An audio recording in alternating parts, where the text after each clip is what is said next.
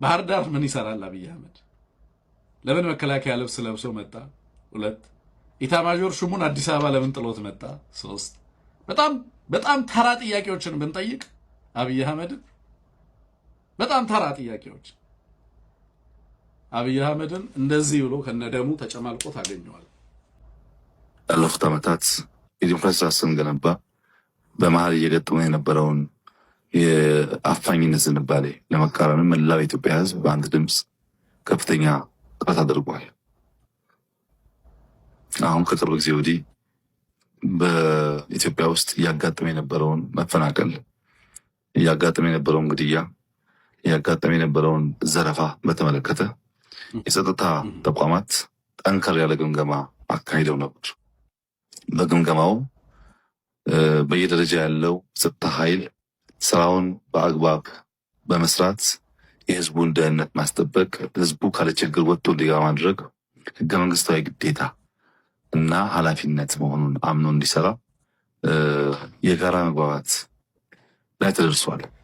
ይሁን እንጂ በጥፋቱ የሚታሰቡ ኃይሎች ቀጥሎ ሊያጋጥም የሚችል ነገርን ታሳቢ በማድረግ ዛሬ አመሻሽ ላይ በአማራ ክልል የክልሉ ከፍተኛ አመራሮች ስራ አስመልክተው ስብሰባ ላይ ባሉበት የአማራን ህዝብ አይከን፣ የአማራን ህዝብ ምልክት፣ የአማራን ህዝብ ቆራጥ ታጋዮች በራሳቸው በወንድሞቻቸው በጥይት እንዲመቱና ከፊሎች ሞተው አንዳንዶች እንዲቆስሉ ሆኗል።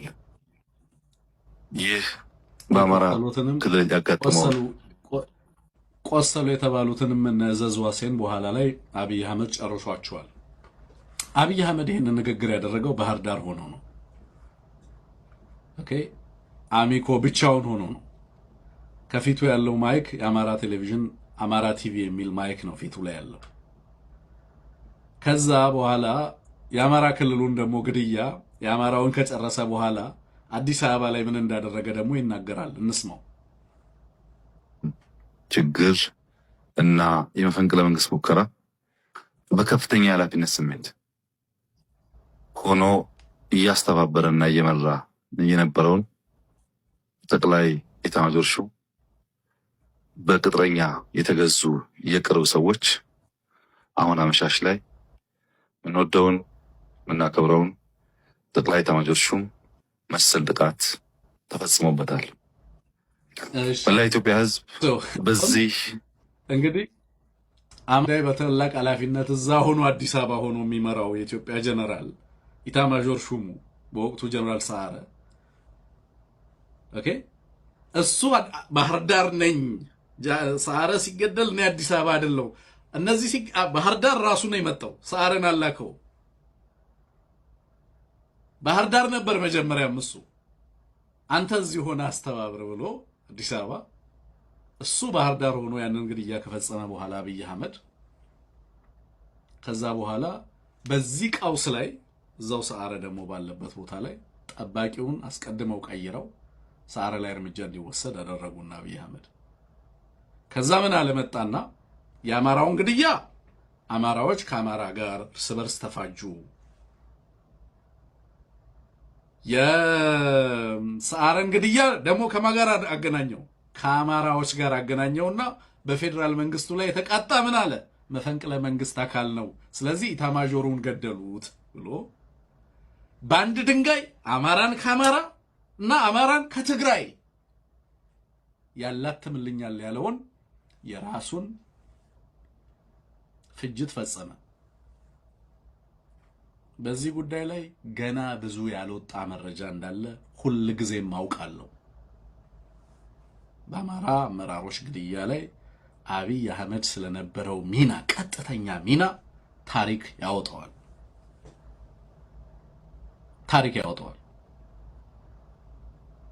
አብይ አህመድ ግን ዛሬም እችን ይዞ ግን እችን ግድያ የአማራውን ግድያ አማራው በአማራው ራሱን ገደለ አለና ኦኬ ከዛ በኋላ ለማን አፒል አደረገ? የቀድሞ ስርዓት ናፋቂዎች ኦኬ ያንን ስርዓት ሊያመጡ ሲሉ ኒውትራላይዝ አድርገናቸዋል ብሎ ለኢትዮጵያ ህዝብ ደግሞ አፒል አደረገ። ሰዓረንም የገደሉት እነዚህ ኃይሎች ናቸዋልና ደግሞ እነዚህ ተስፋፊ ልሂቃን የአማራ ልሂቃን ናቸው ብሎ ለትግራይ ኃይሎችም የትግራይም ህዝብ እንደዛ እንዲያስብ ለማድረግ በርካታ ስራን ሲሰራ ነበር የከረመው። በዚህ ሂደት ውስጥ የአማራን ልሂቃን የአማራን አይከኖች አወደምኳቸው ይላል በዚህ ንግግሩ። የአማራን አይከኖች አወድሟቸዋል በሱ ንግግር። ከዛ በኋላ አማራ አይከን አይኖረውም፣ ተመልሶም አያንሰራራም ነው የአብይ እምነት። ሙሉ ለሙሉ መፈንቅለ መንግስቱ ግን የተፈጸመው በአብይ አህመድ ሆኖ ሙሉ ለሙሉ ስልጣን የመጠቅለል ኮንሶሊዴት የማድረግ ሂደት ነው። ኦህዴድ በበላይነት ሀገሪቱን የሚቆጣጠርበትን ሂደት ያሳካበት ዕለት ነው ሰኔ 15። በነገራችን ኦህዴድ ሙሉ ለሙሉ ሀገሪቱን በብቸኝነት የያዘበት ዕለት፣ በአንድ ድንጋይ ኢታማዦር ሹምነቱንም ምክትል የነበረው ብርሃኑ ነው። ከዛ በኋላ ብርሃኑን ወደ ላይ አመጣ። የአማራ ክልልም የነበረውንም ኃይል ለማጥቃት፣ ለማሰር፣ ለመበተን ይሄንን አጋጣሚ ተጠቀመበት።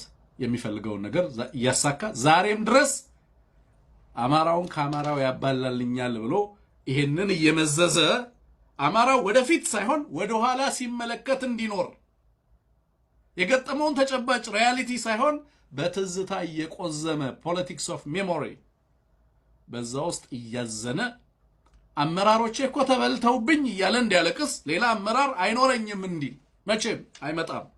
በቃ አበቃ፣ ያ ትውልዳችን ሁሉ ተቀጠፈ፣ ያኔ ቀረ እኮ ሊደርሺፕ በቃ እንዲል አማራን ሲል የማድረግ የማሸግ በዛ ትዝታ ውስጥ በዛ ቁዘማ ውስጥ ዘመኑን ሙሉ ታሽጎ እንዲኖር ህዝባችን የውስጥ አንድነት እንዳይኖረው ለማድረግ በአካባቢ የተደራጁና የተቧደኑ ልሂቃን የሚፈራገጡበት የሚራገጡበት ማህበረሰብ እንዲሆን ትልቁን ሀገር እንዳይመለከቱ ታሪካቸውንና አባቶቻቸውን አይል እንትን እንዳይመለከቱ አድርጓቸው በዛው በመንደር ፍላጎት ብቻ የሚመላለሱ ልሂቃን እንዲሆኑ ለማድረግ አማራን ሌት ተቀን ሲሰራ ከረመ። ያንን ሁሉ ሰብሮ ነው የአማራ ህዝብ ትግል በነገራችን ላይ ዛሬ ላይ ደረሰው። የና አብይ አህመድን ቁማር የና አብይ አህመድን መርዶ ነጋሪነት ተሻግሮ ያንን መስዋዕትነትም የትግል ማስፈንጠሪያ አድርጎ መስዋዕት ለሆኑ የአማራ ልጆች ሁሉ በስማቸው ክፍለ ጦር ሰይሞ ሁሉም የአማራ ልጆች ናቸው በሚል ይዞ የሆዱን በሆዱ ይዞ ትግሉን ማድረግ ጀመረ። አማራ አብይ አሁን መጥቶ አማራ ሊበትን ይሄንኑ ርዕስ ይሄንኑ ለቅሶ ሊያለቅስ መጥቷል አማራ ጋር። ዛሬ ምን ልንል የመጣ ነው? ሎዶስ ፊኔቶስ ቫሌ አብይ አህመድ ለማለት ነው የመጣ ነው። ቻው ቻው አብይ አህመድ ስርዓት አብቅቷል ነው እያልን ያለነው። ሳትናገር ምን እንደምትናገር የሚያውቅ ትውልድ ተነስቷል። ስለዚህ ጊዜያችንንም አታባክን፣ የሀገሪቱንም ወጣት አትብላ፣ የሀገሪቱንም የትውልዱንም ጊዜና የትውልዱንም ተስፋ ለማጨናገፍ ጥረት አታድርግ። ያንተ ዘመን አብቅቷል። አእምሮ ውስጥ ምን እንዳለ በምትመጣበት ሚዲያ ላይ ሁሉ ዛሬም የተናገርከውን ቀጥሎ የሚቀርበውንም ፓርትቱ ልንተርክልህ እንችላለን። ቢካዝ አንተን እንደምናውቀው ኢትዮጵያ ውስጥ የምናውቀው ሌላ አካል አለ ብሎ ለማሰብ ቸገራለሁ። በዚህ ደረጃ ፕሬዲክተብል የሆነ የፖለቲካል አክተር ማግኘት በጣም በዓለም ላይ ከባድ ይመስለኛል። በእውነት አብይ አህመድን ያህል ተገማች የሆነ የፖለቲካ አክተር አለ ብሎ ለማሰብ ቸገራለሁ። አሁን ባለው ሁኔታ በደንብ ይታወቃል። ለዚህም በደንብ መታገል እና የምታውቁትን አካል ደግሞ ታግሎ ማሸነፍ አይ ቲንክ የተገባ ይመስለኛል። ምን እንደሰራ ክሪቲካሊ ኢንኳየር እንዳናደርግ ኢንቨስቲጌት እንዳናደርግ ያለውን እውነት ህዝባችን እንዳያቅ በርካታ ነገሮችን እያደረገ ይሄንን በአማራዎች መካከል ኮንፍሊክት እንትን እያደረገበት ግጭት እንትን እያለበት ለዘላለም ለማስቀጠል ያንን ቁስል ያንን ወንድ በየለቱ እየመጣ ያካል ከዚህ መሻገር አለበት። በነገራችን ላይ ፖለቲካ ከእያንዳንዱ ታሪካዊ ሂደት እና ውደት መማርን ይጠይቃል። but there are patterns መማር የሚገባን ፓተርኖች አሉ። አብይ አሁን በአማራ ቴሌቪዥን ሲመጣ ያ ሰሜን ዕዝ ተጠቃ፣ አማራዎች ተለይተው እንደዚህ ሆኑ የሚለውን ህዝብን ለማነሳሳት የሚጠቀምበትን ሞራልን ሌጋል እንትኖችን ሙሉ ለሙሉ ተነጥቋል። ፖለቲካሊ ተሸንፈዋል። ምን ሊል ይችላል አማራ? አብይ አህመድ ያልነገረው እና ያልተናገረው አማራ ከአብይ ያልሰማው ብስራት ምን አለ?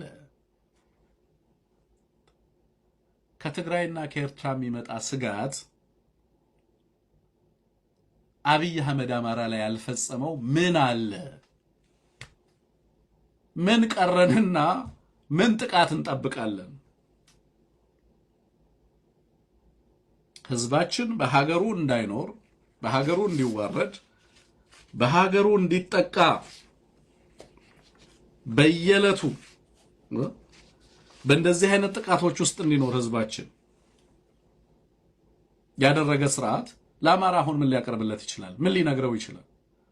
ምክንያት ኖረውም አልኖረውም ግን አብይ አህመድ ለአማራው ተናግሮ ውጤት ካመጣለት ካላመጣለትም የመጨረሻ ሙከራውን ለመሞከር ግን መጥቶ ለአማራ ሊናገር እንደሚፈልግ በግልጽ ተመልክተናል።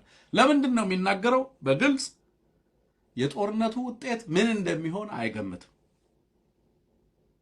እንዴት ሊጠናቀቅ እንደሚችል አይገምትም። አማራ ውስጥ ዘው ብሎ ገብቶ በአንድ ሳምንታት ውስጥ እናጠናቀቃለን ብለው ገብተው ምንድነው አማራ ውስጥ የገጠማቸው የሚለውን ነገር በሚገባ ያውቁታል። አብይ አህመድ አሁን ከአማራ ውስጥ መች እንደሚወጣ ብትጠይቁት አያውቀውም። ለምሳሌ እዚህ ሀገር ያሉ ጋዜጠኞች ፕሬዚደንት ለምሳሌ ኦባማም የነበረ ጊዜ ባይደንም የነበረ ጊዜ ሁሌ ሲያገኟቸው መቼ ነው ከኢራን ከአፍጋኒስታን የምትወጡት? መቼ ነው ከእንትን የምትወጡት እያሉ ይጠይቃሉ አይደል? መቼ ነው አንተ ከአማራ የምትወጣው ብትለው አብይ አህመድን ምንም አይዲያ የለው። ምክንያቱም ከአማራ ሊወጣ የሚችልበት እድል የለም። እወጣለሁ ቢልም መዋጥ እንጂ የሚያጋጥመው የመውጣት እድል እንደሌለው በትክክል ይገነዘባል፣ ያውቃል። የሚወጣበት ቅርቃር ውስጥ አይደለም የገባው። እንቀሳቀሳለሁ ባለ ቁጥር የሚያሰምጠው ሁኔታ ውስጥ ነው የገባው የሚለውን ነገር በደንብ መገንዘብ ያስፈልጋል። what is new? አሁን የተቀየረው ነገር ምንድን ነው? አሁን ትግራይ ሲሄድ ያ ሰሜን ዕዝ ብሎ በህዝቦች አእምሮና ልቦች ላይ የዘራውን ቅስቀሳ ለመዝራት የሚያስችለው ነባራዊ ፖለቲካዊ አውድ የለም፣ ተቀይሯል። አብይ አህመድን አማራ ራሱ ይፈልገዋል። አማራን ተሻግሮ ትግራይ የሚሄደው አብይ አህመድ ከዛ ወደዚህ ሊመለስ የሚችልበት እድል የለው። አማራን እንደ በፈር አድርጎ ሲጠቀም የነበረው ስርዓት አሁን እዛው በፈር ላይ ያለው አማራ ብቻ ሳይሆን አፋር፣ ትግራይ፣ ሌላውም አገነስት ይሄ ጦረኛ ስርዓት ተባብረው ህዝባቸውን ከጥቃት ለመከላከል ከፍተኛ ርብርብ እያደረጉ ነው። ኤግዚስተንሻል ትሬት ቱ ስቴትሁድ ወይንም ደግሞ ኮንከረንት ስቴትሁድ ክራይሲስ ገጥሞት ይሄ ሁሉ ህዝብ አፋር፣ አማራ፣ ትግራይ ኮንከረንት ስቴትሁድ ክራይሲስ፣ ኮንከረንት ኤግዚስተንሻል ትሬት ተዘዋዋሪ ድንበር ተሻጋሪ የህልውና አደጋ ወደ መሆን ተቀየረ። የአማራው ላይ የተደቀነው የህልውና አደጋ የትግራይ የህልውና አደጋ ሆነ፣ የሱዳን የህልውና አደጋ ሆነ፣ የኤርትራ የህልውና አደጋ ሆነ፣ የአፋር የህልውና አደጋ ሆነ። እየተሻገረ በጣም ተቀጣጣይ ነው፣ ኮምበስተብል ነው። ወደ ኦሮሚያ ወደ ሌሎች አካባቢዎች በፍጥነት እየተዛመተ ትመለከቱታላችሁ። ምንድነው አማራ እንዲያደርግለት የሚፈልገው አብይ አህመድ? አማራ እየገነዘው ያለ ስርዓት የአማራን ምህረት መጠየቁ በዚህ ሰዓት ምን ይጠቅመዋል? የመጨረሻውን እድል ከመሞከር ይዘለለ እና በተናጠል አማራውን ለመበተን ያሴረውን ነገር መጥቶ መርዙን ከመጥፋቱ በሻገር የአማራን ህዝብ ምንም ማድረግ አይችልም። ትግራይን የሚወጋ አማራ የለም። ኦሮሞን የሚወጋ አማራ የለም። ስርዓቱን ነጥሎ የሚታገል አማራ፣ ስርዓቱን ነጥሎ የሚታገል ኦሮሞ፣ ስርዓቱን ነጥሎ የሚታገል አፋር፣ ስርዓቱን ነጥሎ የሚታገል ትግራዋይ ተፈጥሯል። በእነዚህ ኃይሎች መካከል በተደጋጋሚ ሲነሱ የነበሩ ነገሮች ነበሩ። ለምሳሌ አለመተማመን አለ፣ የሚያጋጯቸው ፖለቲካዊ ጉዳዮች አሉ፣ የማንነትና የወሰን ጥያቄዎች አሉ። ዛሬም ትርክቶች አልተቀየሩም። የትናንት ጠባሳዎች አሉ ያልሻሩ። የፍትህ ጥያቄ አለ። በበርካታ አካባቢዎች ላይ ጉዳት ደርሷል። መጠነ ሰፊ ጉዳቶች ተስተናግደዋል። ጦርነት ውስጥ የነበሩ ህዝቦች ናቸው። ትራውማ አለ። የአካባቢና ቁሳዊ ውድመት አለ። ሰብአዊ ውድመት አለ። እነዚህን ሁሉ ሂል ማድረግ ይጠበቃል። በእነዚህ ሁኔታዎች ውስጥ ሁሉ ግን ትብብር ሊታሰብ አይችልም ብሎ ያሰበው አብይ አህመድ ትብብር ሊታሰብ እንደሚችል ብቻ ሳይሆን ተግባራዊ ሊሆን የሚችልበት እድል እየሰፋ መምጣቱን እየተመለከተ ነው ያለው። በዚህም ምክንያት ከባድ አጣብቂኝ ውስጥ ከባድ ቀውስ ውስጥ እንዲገባ አድርጎታል። ለዚህ ነው በተለያየ ቦታ ላይ በቀጥታ አማራን አድሬስ ለማድረግ፣ በተለያየ ቦታ ላይ በቀጥታ ሌሎችን አድሬስ ለማድረግ በተናጠል ኦኤልኤን በተናጠል ህወሓት ትግራይ እና የትግራይ ኃይል ይሄን ያህል ስጋት ነው፣ አማራን በተናጠል ይሄ ኃይል እንደዚህ ስጋት ነው፣ ኦሮሞን በተናጠል ትግራይንም ኦፍ ኮርስ ትግራይን ያንን የሚያገኝበት እድል የለውም። ሌሎችን በተናጠል እንደዛ ለማድረግ የሚሄድበት